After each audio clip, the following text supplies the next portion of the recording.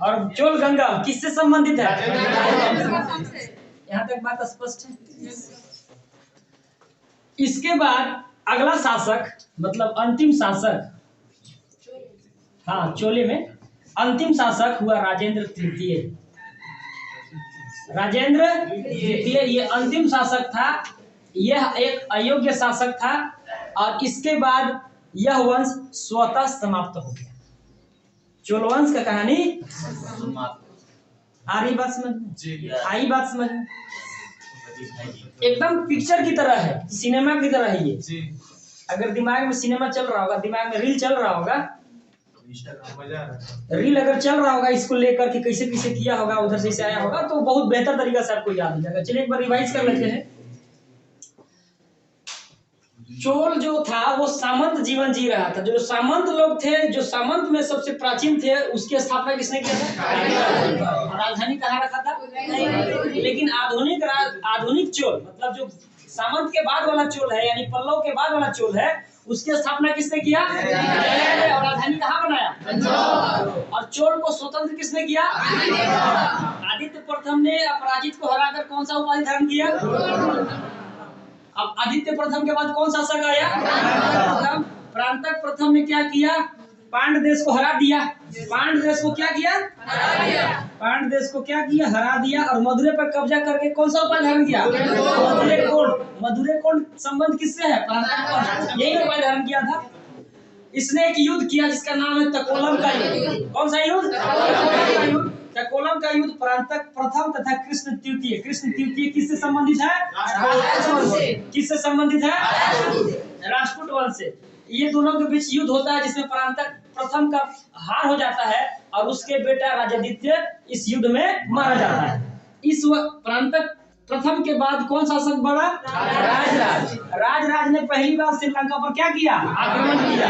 यानी पहली बार अगर आपसे पूछे कि पहली बार श्रीलंका पर आक्रमण किसने किया? राजराज। और संपूर्ण श्रीलंका पर आक्रमण किसने किया? राजेंद्र। क्लियर है? राजराज प्रथम ने जब श्रीलंका पर आक्रमण किया तो उस समय श्रीलंका का राजा कौन था? महेंद्र पंचम को क्या हिरासत में लिया था? नहीं ले पाया था क्योंकि भाग गया था। दक्षिण में आ गया। राजराज प्रथम के बाद कौन बैठा? राजेंद्र प्रथम के समय में ही चोल साम्राज्य का सबसे ज्यादा क्या हुआ था? विस्तार हुआ था। अस्थाई स्वशासन भी लागू हुआ था। अस्थाई स्वशासन, स्थानीय स्वशासन। स्थानीय स्वशासन का देन किसे कहा जाता है? चोल वंश को। चोल वंश को किसको कहा जाता है? चोल वंश को। स्थानीय स्वशासन का मतलब कि यहाँ के लोग ही यहाँ शासन करेंगे, बाहर का आके नहीं करेंगे। तो स्थानीय स्वशासन का देन किसे कहा जाता है? चोल वंश को। और सबसे ज्यादा नेवी माने नौसेना। तो श्रीलंका किसे जाएंगे? जाएंगे ना। तो नेवी का विकास किसके शासनकाल में हुआ था? क्लियर है? नेवी माने नौसेना। तो जब राजेंद्र प्रथम गद्दी पर बैठा तो इसके समय में चोल साम्राज्य का सबसे ज्यादा क्या हुआ? विस्तार हुआ। इसने संपूर्ण श्रीलंका पर क्या कर लिया? कब्जा कर लिया। और वहां के राजा महेंद्र पंचम को या महीन पंचम को क्या कर लिया? बंदी बनाने के बाद शैलेंद्र प्रथम जो इंडोनेशिया सुमात्रा द्वीप का शासक था, वो बेमतलब का क्या कर रहा था? अफवाह फैला रहा था कि राजेंद्र प्रथम कुछ नहीं है, सिर्फ हवा है, जब भी आएगा हम उसको मसल देंगे। ये बात जब राजेंद्र प्रथम को पता चला तो राजेंद्र प्रथम ने क्या किया? शैलेंद्र प्रथम को हरा दिया, मार मुर के खत्म कर दिया उसको। राजेंद्र प्रथम बंगाल के शासक पाल वंश के शासक महिपाल पर आक्रमण करता है और गंगा नदी को जीत लेता है। जीतने के बाद एक उपाधि धारण करता है जिसको क्या कहते हैं? गंगाईकोंड। गंगाईकोंड से जब आता है वापस में विजेता उपाधि लेकर जब वापस आता है अपने राजधानी तंजौर में, तो तंजौर के बगल में ही एक शहर का निर्माण करता है जिसको कहा जाता है गंगाईकोंड चोलपुरम। गंगाईकोंड चोलपुरम के बगल में एक तालाब खनवाता है और उस तालाब में पानी डाल देता है। कौन सा? एक बोतल पानी है गंगा नदी में। और डालने के बाद उस तालाब का नाम रखता है चोलगंगा। इस वंश का अंतिम शासक कौन हुआ? राजेंद्र तृतीय। और राजेंद्र तृतीय के बाद यह वंश स्वतः। क्लियर? किन्हीं को किसी प्रकार का डाउट है अभी तक तो बेझिझक पूछ सकते। क्लियर है? क्लियर है? सर जो साउथ में सब आदमी लोग होगा तो कौन भाषा बोलता है सर? तेलुगु। सबका अपना अपना लैंग्वेज। इधर कन्नड़ चलता था, यहाँ राष्ट्रकूट में कन्नड़ सबसे ज्यादा फेमस हुआ है। तमिलनाडु में तमिल, कर्नाटक में कन्नड़, सब जगह चला है। सबका अपना अपना लैंग्वेज है। हमारे यहाँ सिर्फ अपना पता नहीं कौन सा लैंग्वेज है।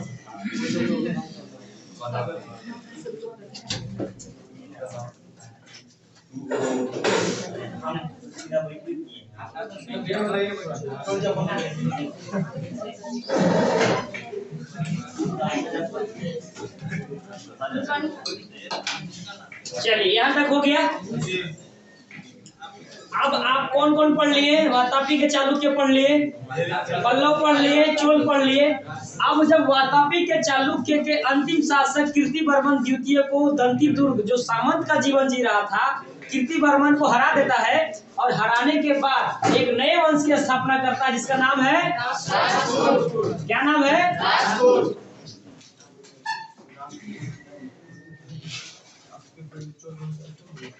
राष्ट्रकूट की स्थापना करता है और उसके बाद आगे 200 सालों तक राज करता है।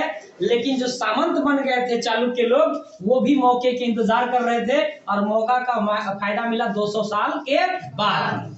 जब राष्ट्रकूट का अयोग्य शासक कर्क द्वितीय आया था, तब चालुक्य के एक प्रतापी शासक कैलव द्वितीय ने उसकी क्या कर दिया था? हत्या कर दिया था।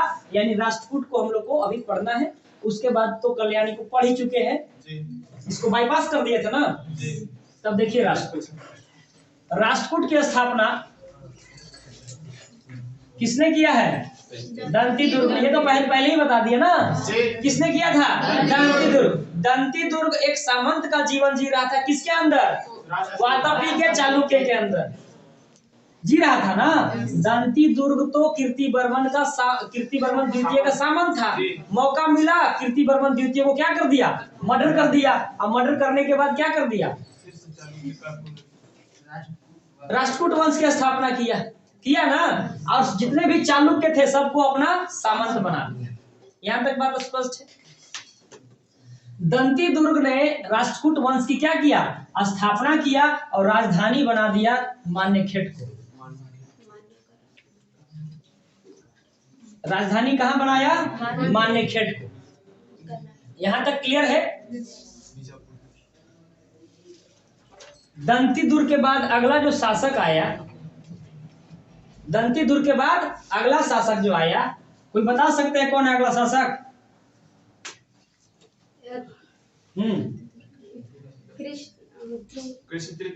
कृष्ण प्रथम। कौन आया? कृष्ण प्रथम। इसके बाद आया कृष्ण प्रथम। कृष्ण प्रथम ने क्या किया कि महाराष्ट्र में, एमएच लिख दे तो महाराष्ट्र समझ जाएगा ना जी। महाराष्ट्र में एलोरा में, कहां पे? एलोरा में कैलाश मंदिर का निर्माण करवाया। एलोरा में कैलाश मंदिर। अभी तक कैलाश मंदिर 2 बार देख चुके हैं आप, कांची का कैलाश मंदिर और एलोरा का कैलाश मंदिर। कांची का कैलाश मंदिर नरसिंह वर्मन द्वितीय ने बनवाया। और आपसे पूछे एलोरा में कैलाश मंदिर का निर्माण किसने किया? कृष्ण प्रथम के बाद अगला जो शासक आया वो आया ध्रुव। कौन आया? ध्रुव। स्पष्ट है? कृष्ण प्रथम के बाद आया ध्रुव। ध्रुव ने त्रिपक्षीय संघर्ष में भाग लिया था। त्रिपक्षीय संघर्ष समझिएगा।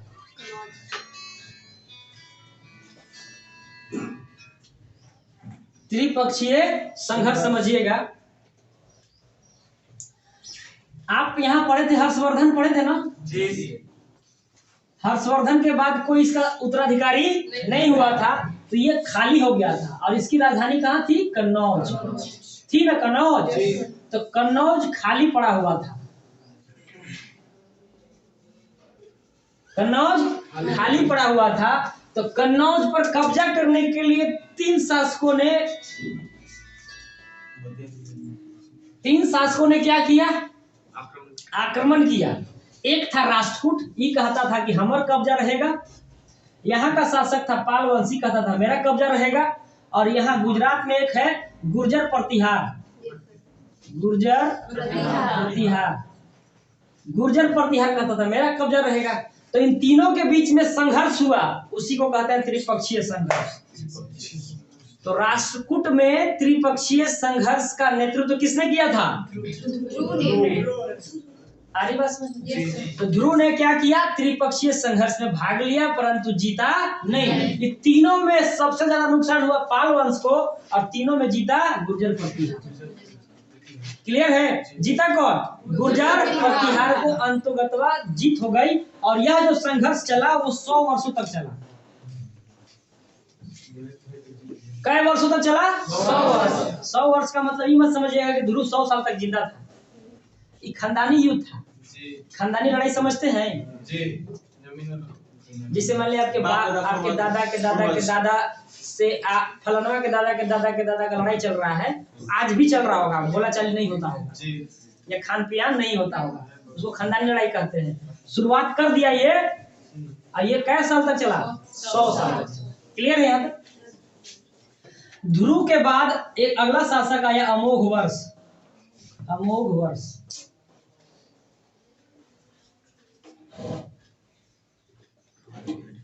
कौन आया? अमोघ वर्ष। अमोघ वर्ष सबसे विद्वान था, सबसे विद्वान था, इसीलिए इसको कविराज भी कहा जाता है। क्या कहा जाता है इसे? कविराज भी कहा जाता है। और इसी के समय में कन्नड़ साहित्य का सर्वाधिक विकास हुआ था। कन्नड़ साहित्य के त्रिरत्न रहते थे। कन्नड़ साहित्य के त्रिरत्न रहते थे। त्रिरत्न माने, त्रिरत्न याद रखिएगा, पोन पन रन, याद रहेगा ना? ये त्रिरत्न है, पोन पन और रन। पोन पन और रन किसके दरबार में रहते थे? अमोघ वर्ष के दरबार में रहते थे, जो कन्नड़ साहित्य के विद्वान थे। यहाँ तक क्लियर है? अमोघ वर्ष का एक आदमी से मुलाकात हो गया।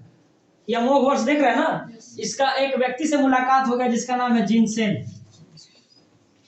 जिनसेन जैन धर्म का अनुयायी था, जैन धर्म मानने वाला था जिनसेन। इससे किसका मुलाकात हो गया? अमोघ वर्ष का। अमोघ वर्ष जिनसेन से मिलने के बाद इससे बहुत ज्यादा प्रभावित हो गया और जैन धर्म को अपना लिया। कौन सा धर्म अपना लिया? जैन धर्म। क्लियर है? अमोघ वर्ष जिनसेन से मिलने के बाद, जिनसेन से प्रभावित होने के बाद क्या किया? जैन धर्म को अपना लिया। उससे पहले क्या था? उससे पहले शैव धर्म का उपासक था। दक्षिण भारत में शैव धर्म चलता था। अमोघ वर्ष के बाद अगला जो शासक आया वो हुआ इंद्र तृतीय। ठीक है? कृष्ण द्वितीय भी था लेकिन बहुत खास काम नहीं किया था, इसलिए उसके बारे में चर्चा नहीं करेंगे। इंद्र तृतीय आया किसके बाद? अमोघ वर्ष के बाद। इंद्र तृतीय के समय में ही अरबी यात्री अल-मसूदी आया था। अल-मसूदी किसके शासनकाल में आया था? ज्यादा माने बोरिंग नहीं हो रहा है? समझ में आ रहा है ना? नाम थोड़ा सा डिफिकल्ट हो सकता है याद करने के लिए, बट क्या करिएगा, हम इसको चेंज नहीं कर सकते। ठीक है ना? ज्यादा हो रहा है, ऐसा जो थोड़ा सा मेहनत एक्स्ट्रा करना पड़ेगा, ज्यादा करना पड़ेगा। और ओके, शिव धर्म जो बोल रहे हैं आप, अरबी यात्री अल-मसूदी किसके शासनकाल में आया था? इंद्र तृतीय के शासनकाल में आया था। और अल-मसूदी ने ही जब आया था इंद्र तृतीय के समय में, तो पहली बार मानसून के बारे में चर्चा किया था। मानसून के बारे में चर्चा किसने किया था? मानसून के बारे में चर्चा किया था। किसने किया था? अल-मसूदी ने। अल-मसूदी किसके शासनकाल में आया था? इंद्र तृतीय के बाद जो अगला शासक हुआ वो कृष्ण तृतीय हुआ। कृष्ण पहला तो आया था, दूसरा भी आया था, लेकिन दूसरा कुछ खास काम नहीं किया था, इसलिए इसको बारे में पढ़ना नहीं है। ज्यादा एक तरह से पढ़िएगा तो मामला बिगड़ जाएगा, अभी इतने में बिगड़ रहा हो। तो कृष्ण तृतीय किसके बाद आया? इंद्र तृतीय के बाद। ये वही कृष्ण तृतीय है जो प्रांतक फर्स्ट को हराया था, उसके बेटे राजदिदेव को मार दिया था। कौन सा युद्ध में? तकोलम के युद्ध में। तकोलम के युद्ध में।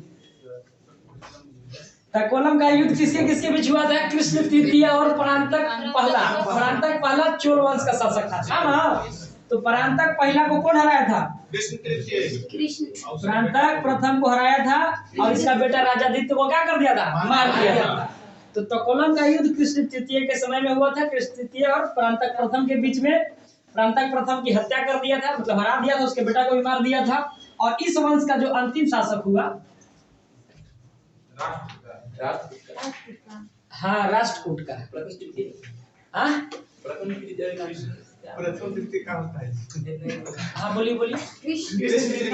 हाँ, तो कृष्ण तृतीय के बाद एक अंतिम शासक आएगा। अभी हम बोले नहीं क्या आया, ना आएगा, आएगा तब ना। ये ना पढ़े हैं, इसके बारे में तो पहले ही बताए हैं, भुला गए।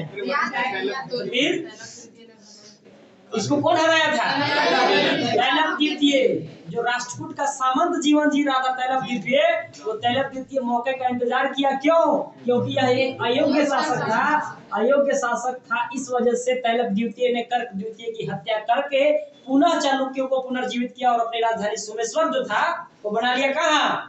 कल्याणी। ये वही सोमेश्वर है जो आत्महत्या कर लिया था तुंगभद्रा नदी में। आया समझ में? ये था दक्षिण भारत का फाइल। दक्षिण भारत का फाइल हो गया। अब चलेंगे पाल वंश, सेन वंश, गुर्जर प्रतिहार और यादव वंश, सोलंकी वंश चलेंगे। अच्छा, यहाँ तक बात समझ में आया? यहाँ तक क्लियर है ना? एक बार रिवाइज कर लेते हैं। कृष्ण तृतीय, हाँ, कृष्ण तृतीय की त्रिपक्षीय संघर्ष में भाग लिया था। हम क्या बोले? अब प्रारंभ किसने किया था? ध्रुव। माई के दूध इतना थोड़ी पी लेता जो 100 साल तक जिंदा रहेगा। ध्रुव ने शुरू किया था, 100 साल तक युद्ध चला था। इसका बेटवा जो आया होगा या उत्तराधिकारी जो आया वो तो गया होगा ना, नहीं समझे? जब हम कह दिए कि गोतिया में ऐसा होता है कि बहुत साल से युद्ध लड़ाई चल रहा है, मैंने खेती बाड़ी का, अब बातचीत नहीं चलता है, तो जो हमारा शुरुआत किए होंगे वो जिंदा है अभी तक? नहीं ना, उनको हम फॉलो कर रहे हैं, हम भी नहीं बात करते हैं। तो ध्रुव स्टार्ट कर दिया, इसका जितना भी जनरेशन होगा या उत्तराधिकारी जो कोई भी होगा वो भी नहीं बात करेगा।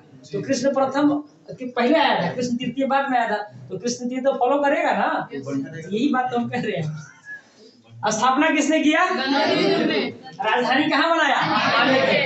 इसके बाद कौन शासक आया? कृष्ण प्रथम ने कहाँ बनाया? कैलाश मंदिर, महाराष्ट्र के एलोरा में। उसके बाद कौन आया? ध्रुव। ध्रुव ने ही पहली बार त्रिपक्षीय संघर्ष में क्या किया था? त्रिपक्षीय संघर्ष समझ रहे हैं ना? कन्नौज पे कब्जा करने के लिए पाल वंश, राष्ट्रकूट वंश और गुर्जर प्रतिहार तीनों, वो सीट खाली था। ये कहता था हमार, ये कहता था हमार, लेकिन अंत में हुआ इसी का, और सबसे ज्यादा नुकसान हुआ। ठीक है, अमोघ वर्ष हुआ। उसके बाद जो सबसे ज्यादा विद्वान था, इसी के समय में कन्नड़ साहित्य सबसे ज्यादा विकास किया। इसको कविराज भी कहते हैं। और इसी के दरबार में 3 त्रिरत्न होते थे कन्नड़ साहित्य का, पोन पन्नड़, तो इसी आदमी अमोघ वर्ष से एक व्यक्ति मिला, मतलब अमोघ वर्ष एक व्यक्ति से मिला जिसका नाम है जिनसेन, जो जैन धर्म का अनुयायी था। उससे प्रभावित होकर उसने क्या किया? जैन धर्म अपना लिया। और अमोघ वर्ष के बाद कौन गद्दी पर बैठा? इंद्र तृतीय के समय में ही अरबी यात्री अल मसूदी आया था।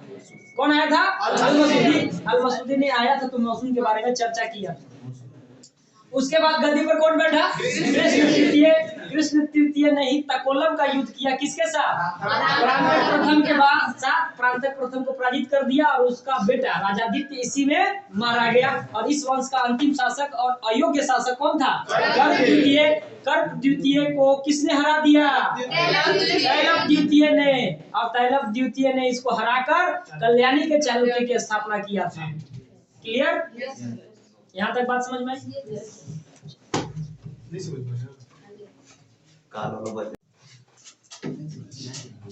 ठीक है, सबको बैठे ना ठीक से? दिख रहा है पीछे? दिख रहा है पीछे से ना?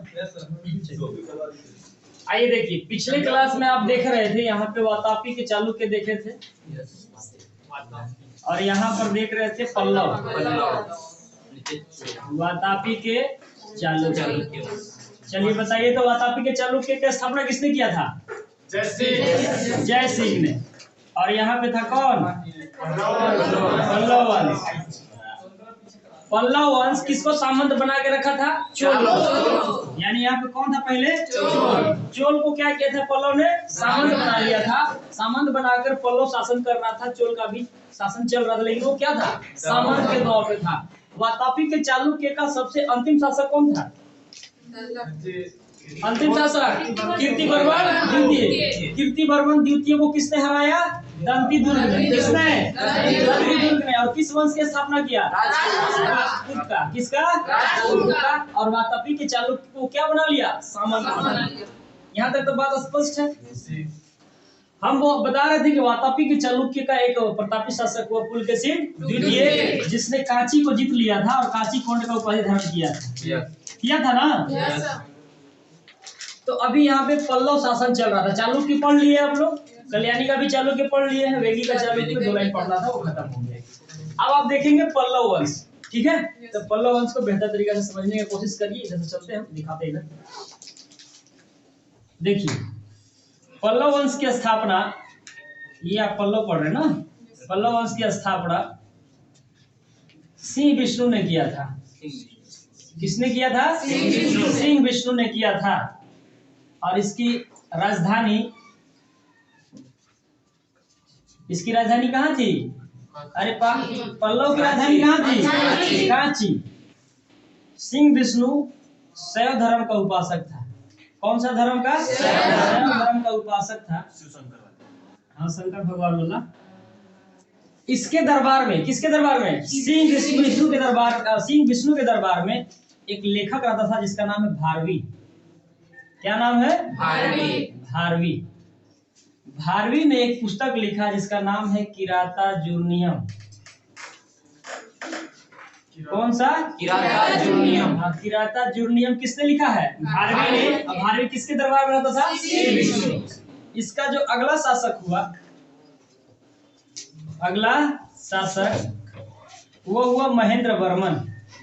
नाम तो सुने होंगे। ये वही महेंद्र वर्मन है जिसको पुलकेशिन द्वितीय ने हराया था और कांची कोंड की उपाधि धारण किया था। महेंद्र वर्मन वही है। महेंद्र वर्मन ने क्या किया? इसने मतविलास प्रहसन की रचना की थी। मतविलास प्रहसन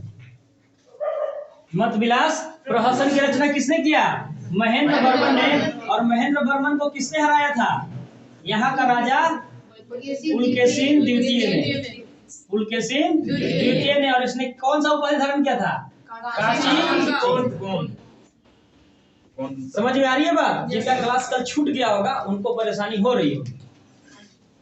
तो पुलकेशिन द्वितीय ने किसको हरा दिया? महेंद्र वर्मन को। और महेंद्र वर्मन को हराने के बाद कौन सा उपाधि धारण किया था? कांची कोंड का। महेंद्र वर्मन कौन सा रचना किया है? मतविलास प्रहसन की क्या किया है? रचना किया है। महेंद्र वर्मन के बाद एक और शासक आता है जिसके बारे में कल भी चर्चा हुआ था और उसके नाम से आप वाकिफ है, जिसका नाम है नरसिंह वर्मन। ये वही नरसिंह वर्मन है जो महेंद्र वर्मन के बाद आया था, परंतु महेंद्र वर्मन जैसा अयोग्य नहीं था, ये योग्य था। इसने क्या किया था? पुलकेशिन द्वितीय को हरा दिया था। और हराने के बाद कौन सा उपाधि धारण किया था? वातापी। कैसे? क्योंकि वातापी तक इसको क्या किया था? खदेड़ दिया था। और उसके राजधानी पर कब्जा करने के बाद क्या किया था? कौन मतलब होता है विजय हासिल करना। तो वातापी पर विजय हासिल कर लिया तो क्या कहा? वातापी को। नरसिंह वर्मन ने क्या किया? नरसिंह वर्मन ने महाबलीपुरम में, ये कांची के बगल में ही है। ये कांची है ना, तो कांची के बगल में ही महाबलीपुरम है। तो महाबलीपुरम में इसने क्या किया? एक मंदिर बनवाया जिसको एकाश्म मंदिर कहते हैं। एकाश्म मंदिर को ही रथ मंदिर भी कहा जाता है। एकाश्म मंदिर या रथ मंदिर। रथ मंदिर या एकाश्म मंदिर की रचना किसने किया? महाबलीपुरम में किया नरसिंह वर्मन ने महाबलीपुरम में एकाश्म मंदिर या रथ मंदिर का निर्माण किया। यहाँ तक बात समझ में आया? अब इसके बाद एक और शासक आया जिसका नाम है नरसिंह वर्मन द्वितीय।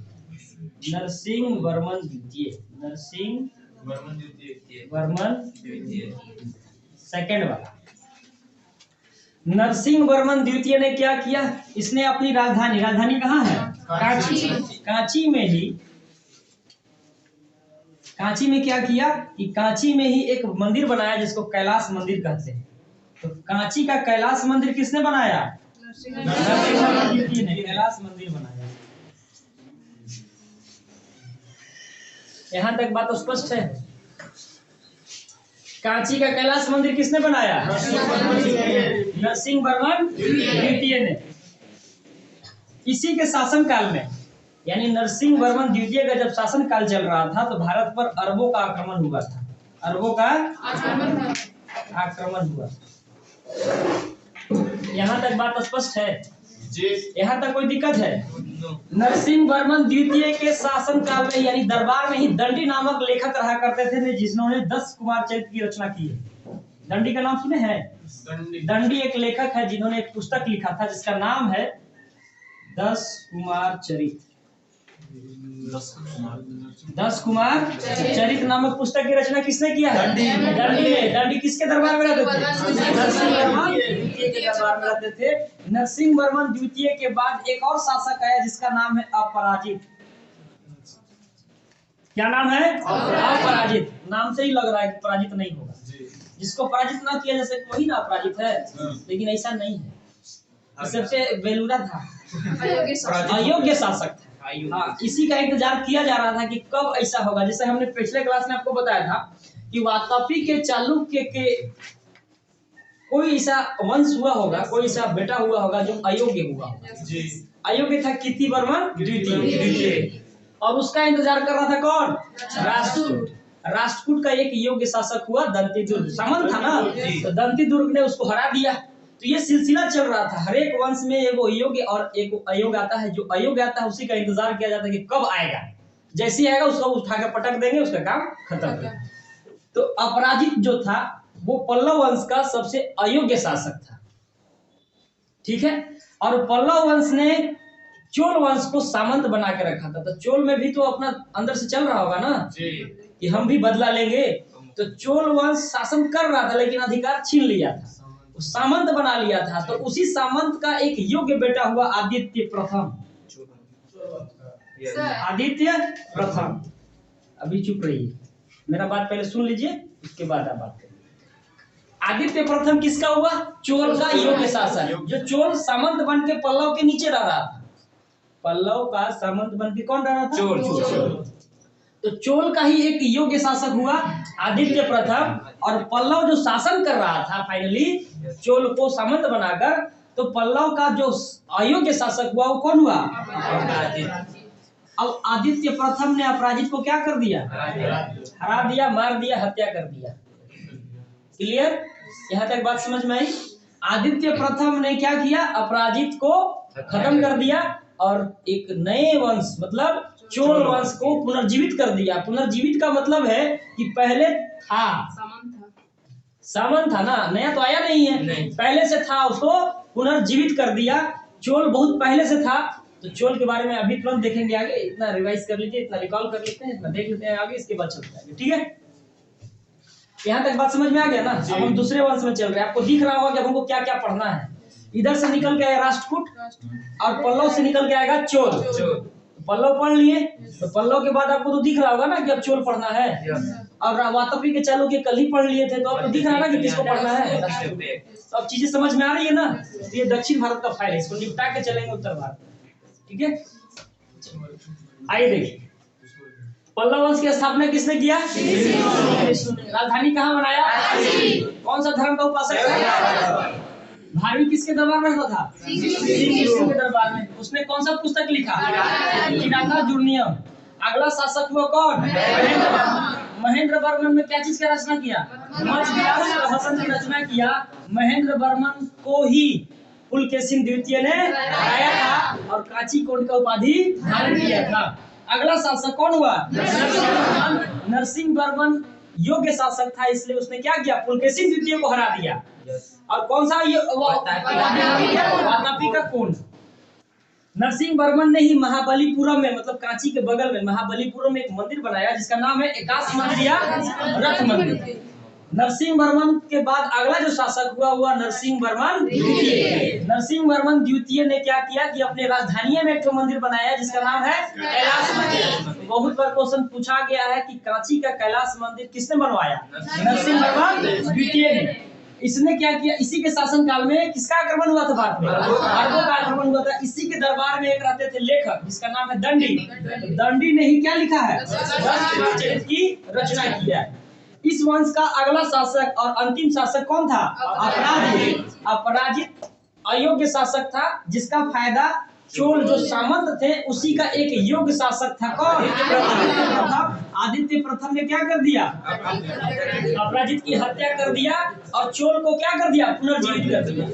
क्या कर दिया? पुनर्जीवित कर दिया। यहाँ तक बात समझ में आई आपको? चलिए अब देखेंगे चोल। सर दिख रहा है यहाँ तक? कट नहीं रहा है?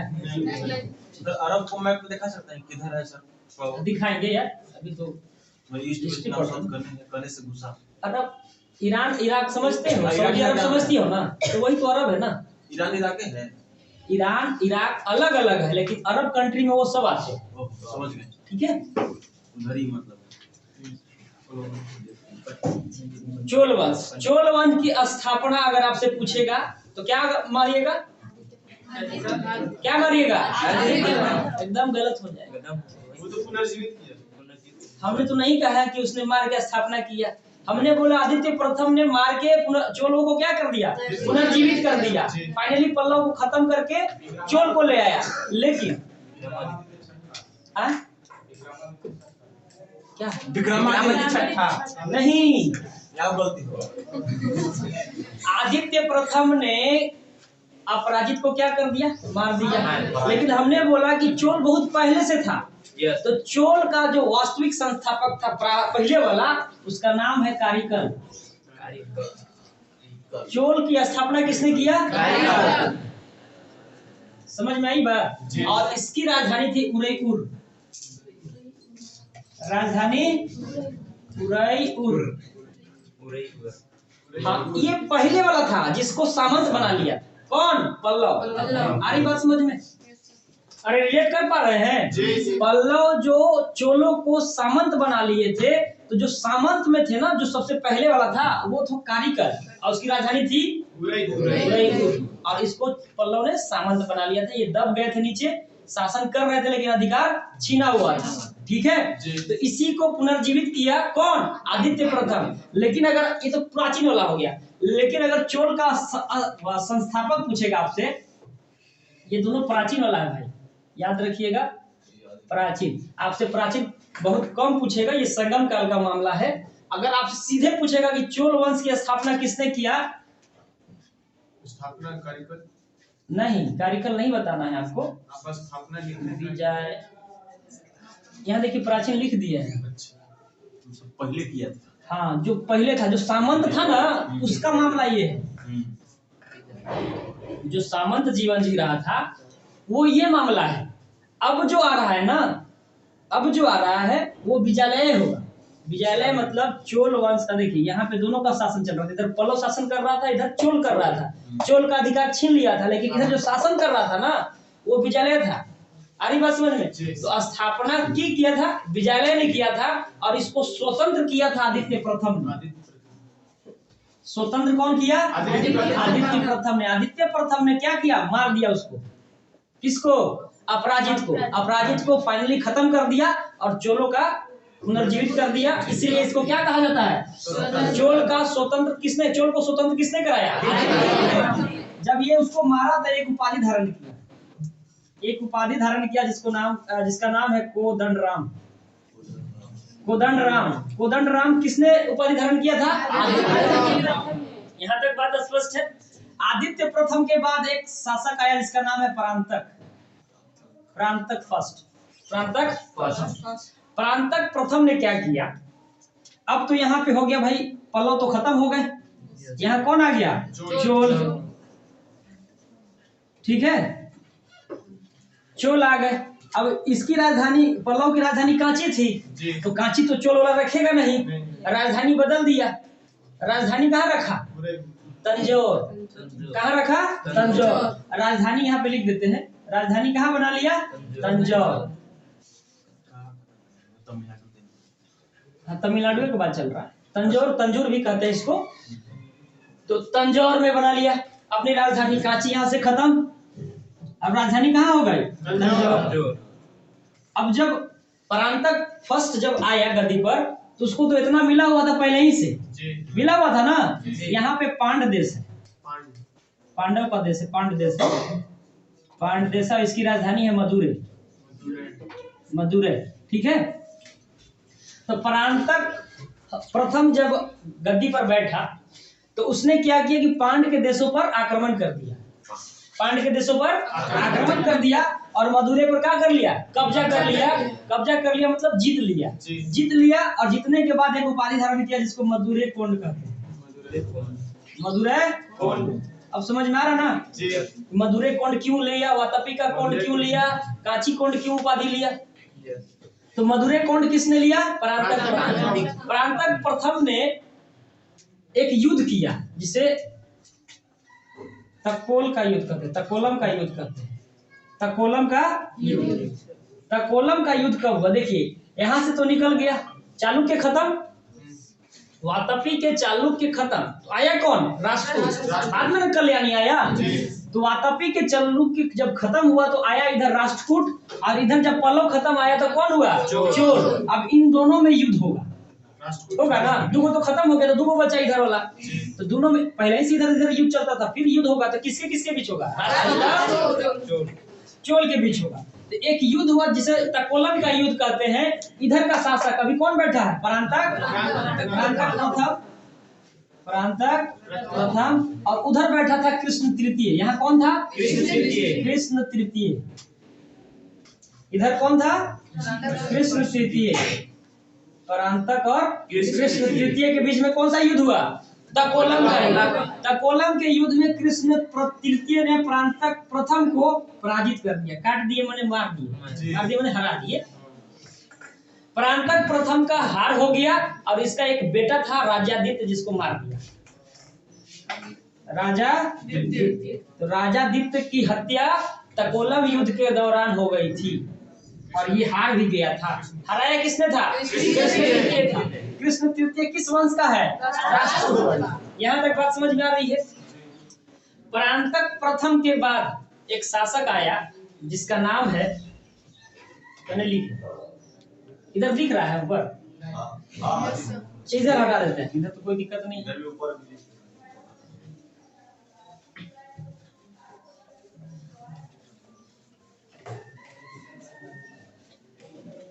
परांतक के बाद अगला जो शासक हुआ चोल का, वो हुआ राजराज।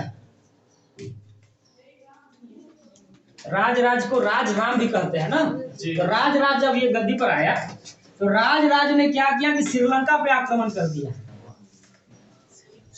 अब देखिए इसका कब्जा यहाँ तक हो गया, यहाँ तक कब्जा है ना इसका, यहाँ तक है, और यहाँ श्रीलंका है ना? श्रीलंका ऐसे श्रीलंका है, यहाँ तक ऑलरेडी पहले से था।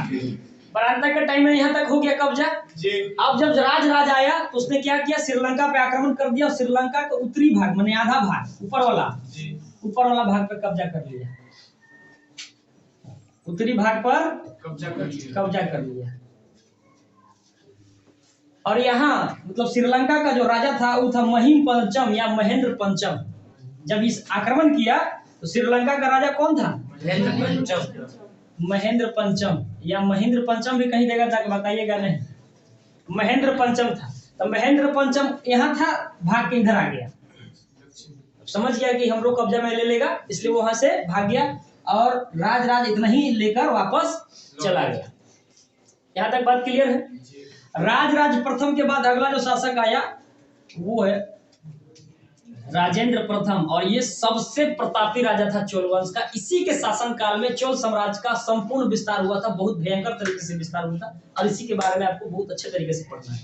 आ रही है बात समझ में? राजराज के बाद कौन बैठा? राजेंद्र। राजेंद्र प्रथम के समय में ही चोल साम्राज्य का विस्तार हुआ सबसे ज्यादा। आपसे पूछेगा कि किसके शासन काल में चोल साम्राज्य का विस्तार हुआ सबसे ज्यादा राजेंद्र प्रथम के शासनकाल में सबसे ज्यादा विस्तार हुआ था। राजेंद्र प्रथम जब यहाँ बैठा तो इसने कहा कि हम नहीं मानेंगे, हम जाएंगे श्रीलंका पर आक्रमण करेंगे। आ रही बात समझ में? श्रीलंका को मतलब मंदिर का घंटी समझ लिया था, आ रहा था जी सब बजा रहा था। यहाँ तक तो उत्तर भारत तक तो जीत रखा था। इसने जब आक्रमण किया तो ये पूरा को जीत लिया, यानी संपूर्ण श्रीलंका को किसने जीता? संपूर्ण श्रीलंका को जीत लिया भाई, संपूर्ण श्रीलंका को जीता। और वहां का राजा था महिम पंचम या महेंद्र पंचम, जो यहाँ से भागकर यहाँ आ गया था ना। अब इसको पकड़ के अब बंदी बना दिया। हाँ, महेंद्र पंचम को क्या किया इस बार? बंदी बना दिया। अब इस तरह का घटना होगा तो भाई अगल बगल तो फैल ही जाएगा ना मामला कि बड़ा बहुत टेंशन वाला बात है यार, ये तो बहुत गजब तरह का आदमी है, मारे जा रहा है, गिरफ्तार किए जा रहा है। ये बात पता चल गया चाइना वाला को, इधर वाला को, इधर है ना चाइना, हाँ चीन। तो इन लोग को पता चला तो इन लोग भी दहशत में हो गए। ये पूरे एशिया में राजेंद्र प्रथम का जो बोलबाला था, जो पराक्रम था, उसका चर्चा होने लगा कि ये तो बहुत भयंकर शासक है यार, इधर ना आक्रमण करते, बहुत डरने लगा। यहाँ पे देखिए भारत है ना, तो यहाँ पे इंडोनेशिया है, ठीक है, आइए बैठिए। यहाँ पे क्या है? इंडोनेशिया है। आप मैप में देखिए, छोड़िए उनको, बैठ जाएंगे, आ जाइए, अब बैठिए।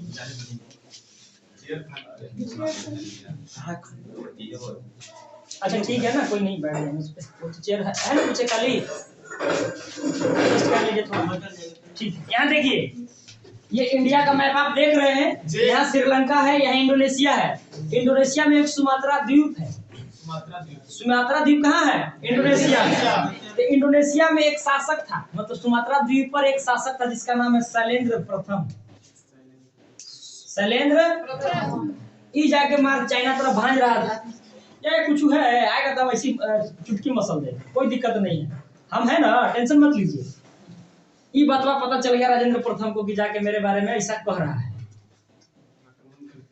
हम ई जबरदस्ती मारने नहीं गया था उसको, ई मार जाके सबको भांज रहा था, तो कहता हम ऐसी पटक देंगे, कोई दिक्कत नहीं है, टेंशन मत लीजिए, जूडो का हवा है। ये बात जब इसको पता चल गया तो साउथ इंडिया का आदमी है ना जी, एक नंबर धोती पहना, टाइगरू कार है, गया इसको भी उठा के पटक दिया। हाँ, शैलेंद्र प्रथम को भी क्या कर दिया? खत्म कर दिया। मतलब ये था इंडोनेशिया का सुमात्रा द्वीप का, इंडोनेशिया का सुमात्रा द्वीप। और सुमात्रा के द्वीप पर ये कब्जा नहीं किया, इसको सिर्फ टेंशन इस बात का हो गया था कि हमारे बारे में इसे गलत सलत कहे बोल रहा है, जाके कि एकरा उठा के पटक देंगे, जाके एकरा मार मुर के वापस आ गया। वो कब्जा नहीं किया, वो गलत बोल दिया था, इसलिए इसका मिजाज खराब हो गया। वो गया उठा के पटक दिया, इसका काम खत्म हो गया। अब इतना कब्जा था पहले ही से, यो कब्जे में ले लिया था, इन्हू वाला कब्जे लेने गया था लेकिन लिया नहीं। अब कहा कि यार सब तो ठीक है यार, गंगा नदी नहीं है, गंगा नदी का पानी इधर नहीं है, ठीक है। तो यहाँ पे बंगाल है ना, यहाँ पे बंगाल, ये बंगाल का एरिया है। तो बंगाल में शासन कर रहा था पाल वंश। यहाँ पे कौन शासन कर रहा था? पाल वंश। पाल वंश का एक शासक था महिपाल। कौन था? महिपाल। यहाँ बंगाल का शासन कर रहा था पाल वंश, और पाल वंश का एक शासक था महिपाल। और महिपाल पर क्या कर दिया? आक्रमण कर दिया। कौन? राजेंद्र प्रथम। राजेंद्र प्रथम ने पाल वंश के शासक महिपाल पर आक्रमण कर दिया, बहुत क्षति किया। पता चला कहेला भाई, जब हरा उड़ा लिया तो कहा कि सोचा कि ठीक है तो कब्जा कर लिया, अब यही शासन करेगा, हम तो कुछ करेंगे नहीं। लेकिन ऐसा कुछ था नहीं। जब मार मुर लिया तो कहा कि गंगा नदी कने है, तो कहा हावड़ा ब्रिज के नीचे है। वहां से गया, एक बोतल पानी लिया, बोला ठीक है अब तुम शासन करो, हम जा रहे हैं। बोतल पानी लेने के लिए इतना माथा खराब कर दिया। कहा कि ठीक है भाई गलती हो गया, इतना मार मुर दिया, हाथी घोड़ा सब आदमी उदमी को मार दिया, उसके लिए सॉरी, हमको पानी तो हम जा रहे हैं। उसका कहने का मतलब कि हम भीख में कोई चीज नहीं लेंगे, जो कुछ लेना होगा हम अपने पराक्रम से लेंगे, युद्ध करके लेंगे। तो गंगा नदी का पानी, मैंने एक बोतल पानी लाने के लिए कतरा को मार दिया। हाँ, हुगली नदी है। अरे बात समझ में थी, क्या किया? एक बोतल पानी लेने के लिए ओकरा पर आक्रमण कर दिया, और जब यहाँ पानी ले लिया मतलब गंगा को जीत लिया, अब मांगा नहीं ना, जीता, तो जीतने के बाद एक उपाधि धारण किया जिसको कहते हैं गंगाई कोंड। गंगाई गंगाई माने गंगा नदी, और कोंड माने विजेता, गंगा के विजेता। तो गंगा के विजेता कौन हुआ? राजेंद्र प्रताप। यहाँ तक बात क्लियर है? गंगाई कोंड कौन हुआ? राजेंद्र प्रताप। कैसे हुआ गंगाई कोंड ही पता चल गया आपको? वो गया था गंगा के पानी लेने, इसलिए मारपीट करके उधर से आया और गंगा नदी का पानी लेके आया। जब उधर से लेके आया, इसकी राजधानी कहाँ थी? तंजौर। तो एक बगल में एक नया शहर बसाया, पनिया लेके आया ना उधर से, एक शहर बसाया। शहर का नाम रखा, इसमें दिख रहा है नीचे तक, गंगाई कोंड चोलपुरम। गंगाई कोंड चोलपुरम। तंजौर राजधानी थी। तंजौर राजधानी था। ओकरे बगल में जब गंगा नदी को जीत लिया, गंगाई कोंड का उपाधि धारण कर लिया, तो तंजौर के बगल में आके एक नया शहर बसाया। कौन सा? गंगाई कोंड चोलपुरम। गंगाई कोंड चोलपुरम शहर की स्थापना किसने किया? राजेंद्र प्रताप। जब गंगाई कोंड चोलपुरम की स्थापना कर दिया, तो ओकरे बगल में एगो तालाब खनवाया। पनिया की बोतल वाला है अभी, उसका कहानी बाकी है। उधर से लेकर आया पानी, बगल में कहा कि गंगाई कोंड चोलपुरम के बगल में एगो तालाब खनाया, पानी भराया, और जो गंगा का पानी लाया था ओकरा में डाल दिया। कहा कि ई हो गया चोल गंगम।